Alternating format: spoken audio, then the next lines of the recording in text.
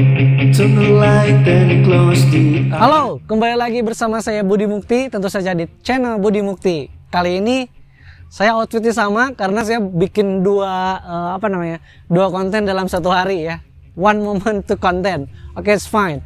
Tapi kali ini kita nggak akan ngebahas mengenai sebuah topik, tapi saya akan berusaha menjawab pertanyaan-pertanyaan rekan-rekan yang diajukan melalui Instagram, yang diajukan melalui komen di YouTube, dan juga kebanyakan sih pertanyaannya di LinkedIn gitu ya, banyak bertanya di LinkedIn. Pertanyaan pertama yang disampaikan yaitu, kenapa HR itu menyeramkan? Ada yang bertanya, memangnya hantu gitu kan? HR bukan hantu. Rekan-rekan fresh graduate, HR itu bukan hantu, mungkin bukan menyeramkan, atau mungkin Anda aja yang terlalu tegang gitu kan. Tapi sih mungkin ya, saya juga pernah mengalami ketika zaman-zamannya interview bahwa ada HR kemudian ngambil berkas, silakan duduk. Namanya Budi ya? Ceritakan tentang diri Anda. And she even didn't look into my eyes gitu. Ada juga. Oke, mungkin di sini sedikit pesan ya. Jadi HR itu ya jangan galak-galak gitu kan, karena gimana ya? Dalam proses interview itu, baik itu yang diinterview maupun yang menginterview itu dua-duanya sedang melakukan personal branding gitu loh.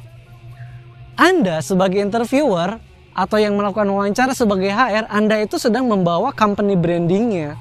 Dan kandidat akan menilai Anda juga bahwa oh, company ini dengan ukurannya sebesar ini, HR-nya ya seperti ini. Kemudian sama dengan yang diinterview juga. Jadi menurut saya ketika interview itu lebih ke tempatkan sebuah momen sharing informasi, sharing knowledge, dan saling di situ saling membaca gitu kan. Jadi ketika interview bawa enjoy aja lah. Karena sebagai yang menginterview, Anda juga membawa brandnya company Anda juga. Jadi selain Anda melihat personal branding yang si kandidat juga akan menilai pewawancaranya. Gitu sih opini saya mengenai kenapa HR kok menyeramkan.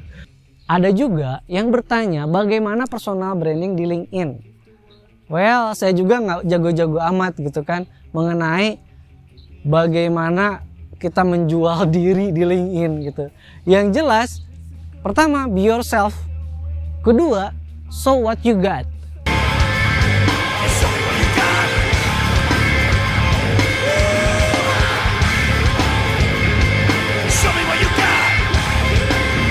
Kayak Limp Bizkit gitu kan, showing what you got gitu kan.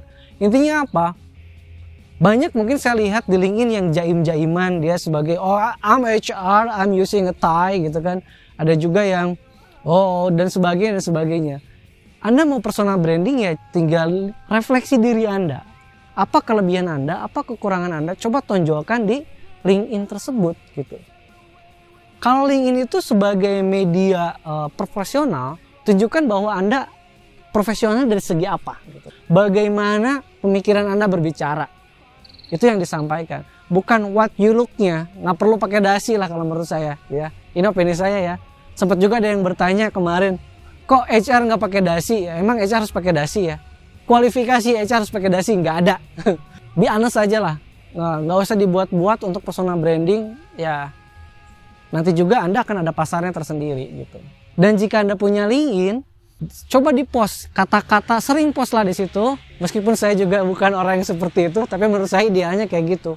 Ngeposting bagaimana pemikiran Anda, itu aja sih. Dan jangan terlalu lebay lah di situ. Dan jangan terlalu mengada-ngada juga. Ya. Pertanyaan ketiga, Pak, waktu wawancara saya ditanya, Mbak, kalau nanti bergabung dengan perusahaan kami, Mbak siap berjanji nggak hamil nggak? Oh, jawabannya kayak gimana ya? Mbak udah nikah kan? Ya. Kemudian pengantin baru siap nggak hamil dulu nggak? Well, HR yang seperti itu kok bisa ya terjun masuk ke kehidupan orang yang udah punya suami, yang misalkan dia bisa nggak hamil dulu gitu kan? Dia itu udah nikah dan suaminya sah gitu. HR itu seperti apa? Nggak bisa seperti itu. Itu kehidupan orang. Itu private untuk masuk ke jauh itu gitu kan. Hak setiap manusia itu dilindungi oleh undang-undang untuk bekerja dan penghidupan yang layak di Indonesia ini. Undang-undang 45 udah jelas. Kemudian juga dalam Undang-Undang 13 dan Undang-Undang 11 ini juga udah jelas sekali Tidak ada diskriminasi dalam berbagai aspek ketika dalam perusahaan. Entah itu karena agama, entah itu karena kehamilan, entah itu dia karena misalkan suku, adat istiadat, sebagainya, itu nggak ada seperti itu. Jadi jadilah HR yang amanah. Wah, karena manajemennya mau yang seperti ini nanti mengganggu stabilitas perusahaan. Itu tugas HR untuk menjelaskan kepada atasan, kepada top management, top leadership, how to solve this kind of problem gitu. Bahkan mungkin misalkan ada juga yang istirahat haidnya, Pak saya haid, oke tunjukkan surat dokter. Sejak kapan istirahat haid membutuhkan surat dokter? Apakah dokter akan meriksa, oke kamu haid boleh saya lihat? Come on man, gak ada yang seperti itu gitu ya. Sorry saya sedikit emosi karena ini menurut saya justru dalam pekerjaan itu ketika sedang menggembor-gemborkan, di dunia sedang menggemborkan bahwa hak-hak wanita harus dilindungi termasuk reproduksinya. Karena apa? Di sini itu bisa sebagai manusia itu ya di sini. HR menciptakan manusia menjadi manusia itu di sini gitu loh. Amanahnya tuh di sini. Karena manusia itu bukan mesin. Ketika mesin breakdown, oke kita jual, hanguskan, nggak bisa gitu kan. Di sini makanya kita sebagai HR harus amanah, sakinah, mawaddah gitu. Oke itu pertanyaan-pertanyaan yang dilingin. Bagaimana ya membangun sebuah engagement? Nah, mungkin nanti ini menjadi bahan juga topik selanjutnya, tapi saya akan jawab dulu. Engagement dengan karyawan itu sebetulnya gampang-gampang susah. Kita terlalu banyak memberi, karyawan manja. Kita terlalu strain, karyawan kabur. Gitu kan, diretensinya seperti apa. Atau kita terlalu kuat juga menekan, dia akan lapor sana sini. Challenge-nya ya HR ya di situ. Jadi kalau misalkan bagaimana membangun engagement, mulai dari yang terkecil sampai yang terbesar itu strateginya harus dipikirkan. Misalkan atasannya harus benar memahami karyawannya di departemennya itu sendiri. Kita harus nyiapin leadernya, leadershipnya dulu. Leader di situ udah cukup engage nggak? Kalau misalkan kurang cukup, kita latih lagi komunikasinya, kemudian skill counselingnya dan sebagainya. Hal sekecil apapun akan sangat bermanfaat bagi karyawan. Kamu kemarin nggak masuk ya? Sakit kah? Anak kamu kabarnya gimana? Karena apa?